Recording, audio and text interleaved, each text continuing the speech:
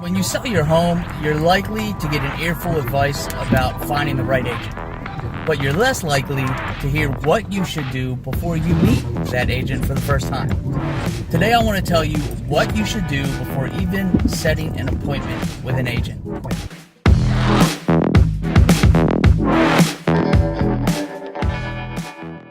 This will ensure you get the most out of the meeting, and the experience of seeking your home is way better and smoother. So the goal of meeting with your agent for the first time is to be on the same page in far as terms and value. Okay, so sometimes you'll find conditions will be in your favor, and sometimes you may be disappointed with the current market. What you discover, your research will help you and your agent create a realistic plan for selling your home. So the first thing you want to do is check the mortgage.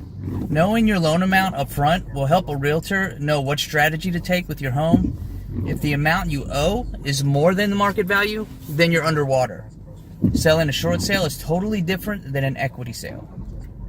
The next thing you want to do is identify any liens and disputes you might have on your property. The easiest property to sell is unencumbered property, but that's not always possible. Agents want to know about any issues like liens or property disputes so they can deal with them before the house hits the market. So think about any tax issues you might have, disputes you have had with contractors, or other problems that could have allowed a creditor to put a lien on your home. Be upfront with the agent about any disputes with neighbors, especially if they regard property lines, because it's easier to settle these matters before your house goes on the market. Okay? The third thing you want to do is clean up your house.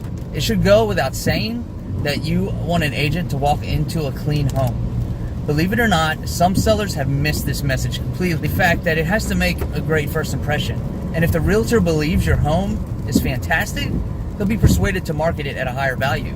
If they're convinced it's a dump, they may be more likely to express feelings that you may not like so much, and even possibly refuse to list your home.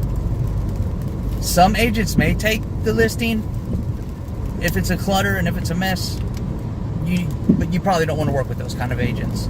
So declutter the house, wipe everything down, dust, and make it presentable. Okay, it's pretty easy. But you shouldn't limit your cleaning to just inside the house. Curb appeal is a major, and you want the agent to have a mental picture of your home being a prize. So if you need to mow the lawn or prune the bushes, you should go do it. Okay? The next thing you need to do is hold off on making any improvements. Okay? Clean your house, but don't do anything as far as picking up a hammer and major constructions. It's tempting to add value to your home ahead of the listing, but it's better to hold off on improvements at least until you hire an agent. Because what you think is going to net a return on your investment may not be what's trending in the market. Your realtor will know what the buyers in your area are asking for, and more importantly, what they will pay a premium for. But the danger isn't just in making the wrong upgrades, but blowing your money on upgrades that won't improve the value of the home. I know to the seller, it always feels like you put work into it and it should cost more. It should be worth something. But we all know the truth is that's not how it works. Working with an agent to determine what upgrades you need will also benefit the fact of objectivity. Sellers are always tempted to go overboard, but they shouldn't, because they're moving. If you run those decisions by an agent, they'll help you stick to what's necessary and keep you from making choices that are specific to your tastes, which may not appeal to buyers. Okay? It becomes very buyer specific and hard to find a buyer that wants your home. Next, you want to take stock of upgrades. While sellers shouldn't make improvements in advance to hiring an agent, they should have the details on any upgrades they have made. It's very helpful as a listing agent to be provided with the list of upgrades or improvements that have been made to the home during the course of ownership. These improvements can range from major expenditures such as additions to smaller investments such as new carpet or flooring. But knowing about these updates can help us price your home correctly and market it effectively to buyers. But even though agents want to know about the improvements, we don't need to know what you spent, okay? Because that doesn't matter. The price of updates is not as important as the fact that they have been made.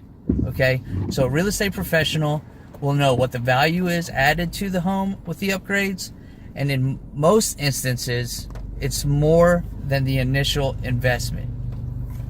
Okay, so try to gather up all those receipts and write down all the updates you've done. The next thing you want to do is check your schedule. Okay, sellers should give some advanced thought to their schedules when they list their home. Sellers should also consider their daily schedules, because that will help maximize the potential time the property can be shown to prospective buyers.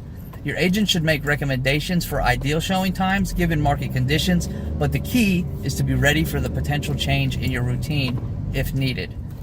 In many cases, sellers may have to make some small adjustments to their lives during the listing process, and this should be foreseen.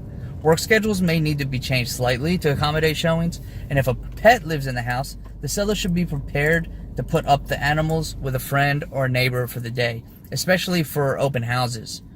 It comes down to scheduling and planning, but an agent needs to know your level of flexibility in order to make the listing work. Okay, so you have to remember that it's not all about you, it's also about the buyer.